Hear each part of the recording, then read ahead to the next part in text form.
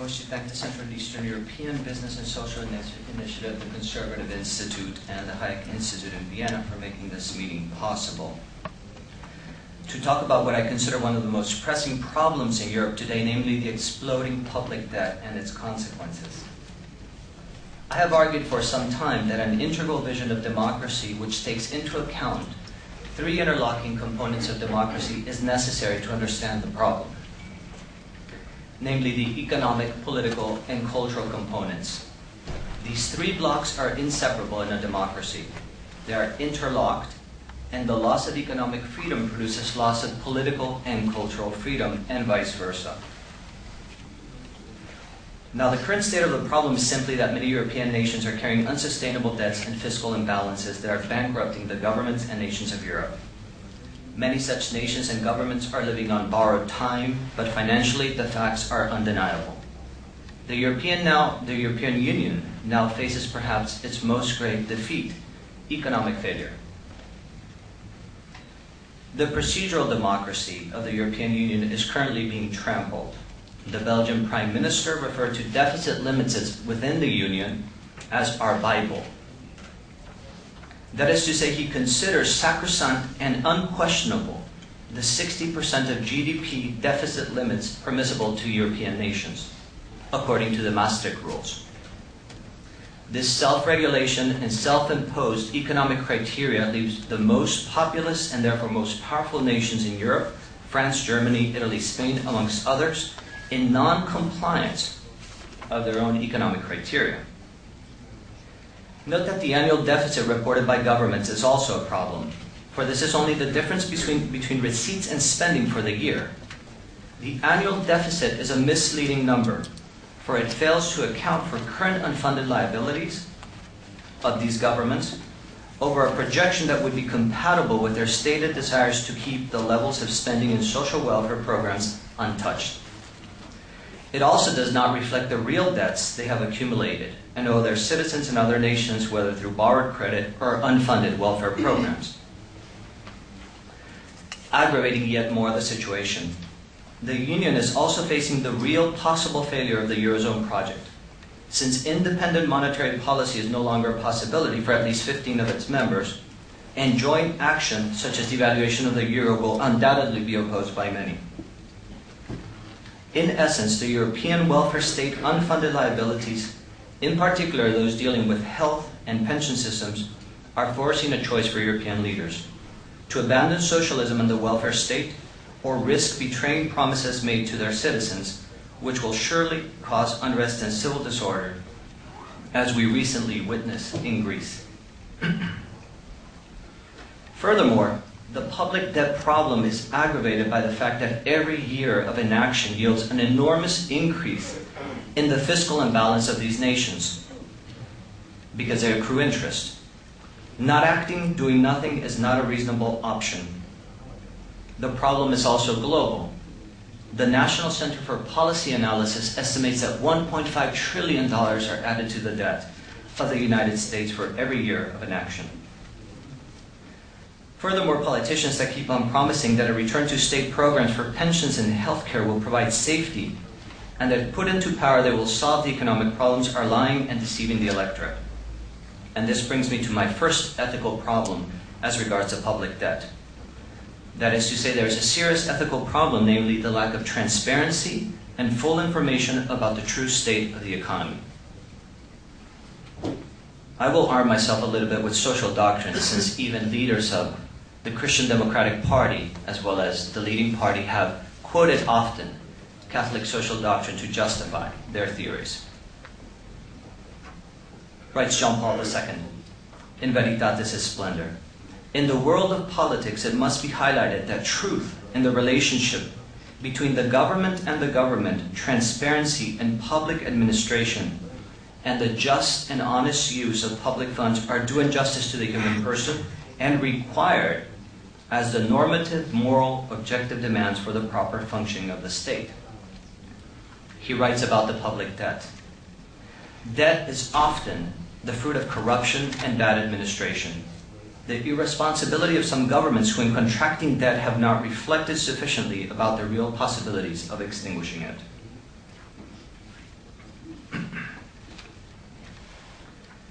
The second philosophical problem that we encounter is the notion of government. So there's a problem on the expenditure side, on the philosophical side, that leads to these incredible expenditures of government, and there's a problem on the revenue side. On the expenditure side, there's the continued problem that citizens and civil leaders, including the local church, continue to see the role of the state as a provider.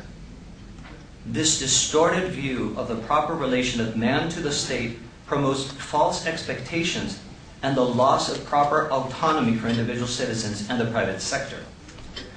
The hyper-interventionism of the state is an abuse against the right to private initiative.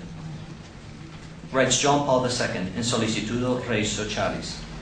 Experience shows that the denial of the right to private initiative or its limitation in the name of an alleged equality of everyone in society diminishes or in practice absolutely destroys the spirit of initiative, that is to say, the creativity of the subjective citizens.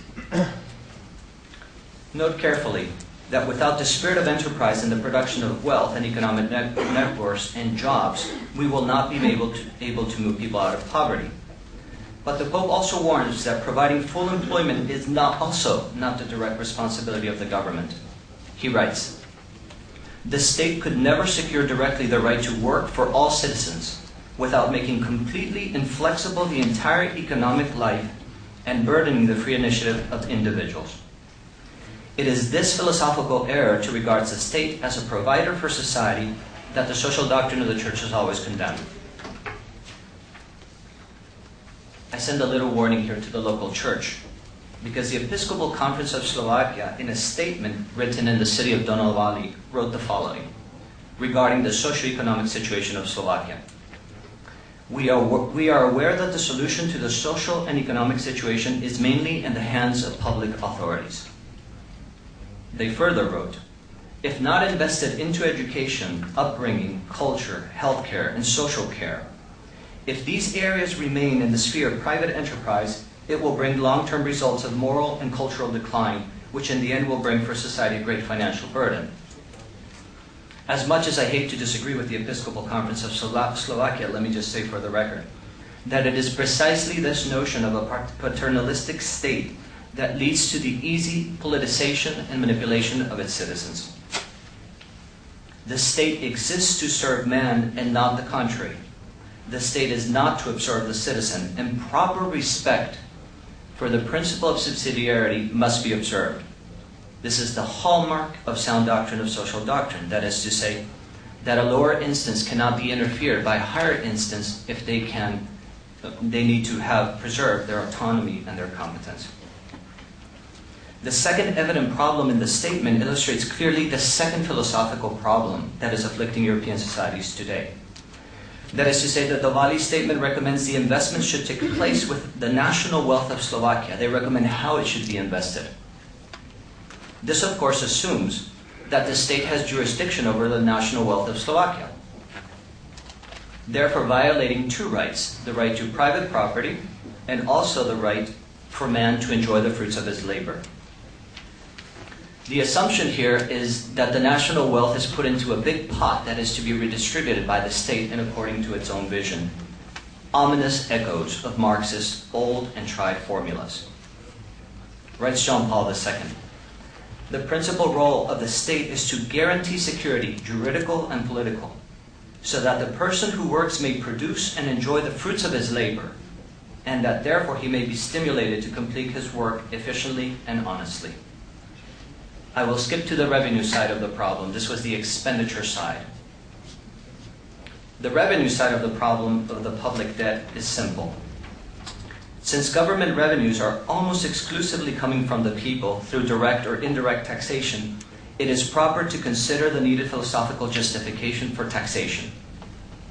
And furthermore, to present the two competing notions of taxation that are at play in Europe today.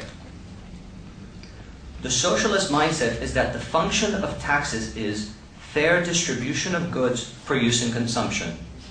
Simply put, that is, taxes exist as an instrument of wealth redistribution. But note, against this stands the great medieval tradition and the social doctrine of the Church, which illustrates that the real philosophical justification of taxes is that they provide payment for services rendered, which no individual or smaller instance can provide on its own. Defense, a stable rule of law, enforcement of justice when disputes arise, etc. Funds are needed to administer this framework, which is necessary for economic, political, and cultural freedom to be pursued. And as St. Thomas Aquinas put it, in the tranquility of order. Therefore, it is just that we contribute within reasonable measure to this objective. Note the point. The erroneous notion of taxation as a redistributed tool in society is simply the consequence of the first philosophical error. If one considers the state as a great provider for all basic and many times non-basic needs, the next error, taxation as a redistributed tool, logically follows. Now, clearly, if the state is to provide for all of us, it follows also theoretically that they must have rights over the national wealth of its citizens. And in order to exercise these redistributive powers in society, they must pass laws, procedures, confiscatory taxes in order to capture the wealth that citizens are not willing to surrender freely. This erodes the proper role of the rule of law in society, and as Frédéric Bastiat called it, it is legal plunder. Using the law as an instrument of wealth confiscation is extremely damaging to democratic rule, and these imbalances will grow in society. I will close with this because I'm running out of time. The Pope also warned that this would cause cultural unrest that would follow, because enmity must be created between classes, generations, nationalities to justify this procedural violence. Class warfare and the breakup of the concord and harmony in the social fabric is today and has been in the past a trademark of socialist doctrine.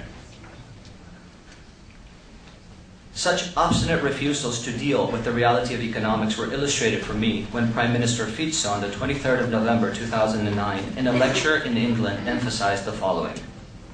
Expect, quote, further commitment in Slovakia to build the welfare state.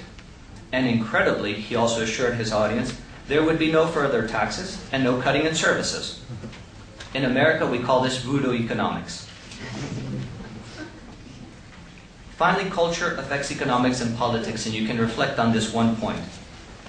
The unfunded welfare state in Europe has much to do with the demographic crisis and the lack of replacement rates vis-à-vis mortality rates. The replacement rate of 2.1 to maintain equilibrium is not being met all throughout the region. Continued policies, I would say anti-life policies, and the breakup of the family, as well as the devaluation of marriage as a critical institution to the life of the West, have been an enormous contributing factor in the demographic crisis. And now I really close. Paul Krugman, Nobel laureate, has come up with some very wise solutions. He claims the Greek workers could redeem themselves through suffering, accepting large wage cuts. It is interesting to me how economists, when they don't want to deal with real economic numbers, all of a sudden become very spiritual. Redeem ourselves through suffering. Such recipes for disaster will only bring more strife and civil unrest. It is high time we realize that socialism does not work and that it is a disaster economically, culturally, and politically. Unfortunately, we're all in the same boat, which is called the Titanic at present, but I believe we must fundamentally reject the socialist as a viable option and concentrate on adjusting and perfecting a free economy. In the words of Milton Friedman, the only one compatible with a free being. Thank you.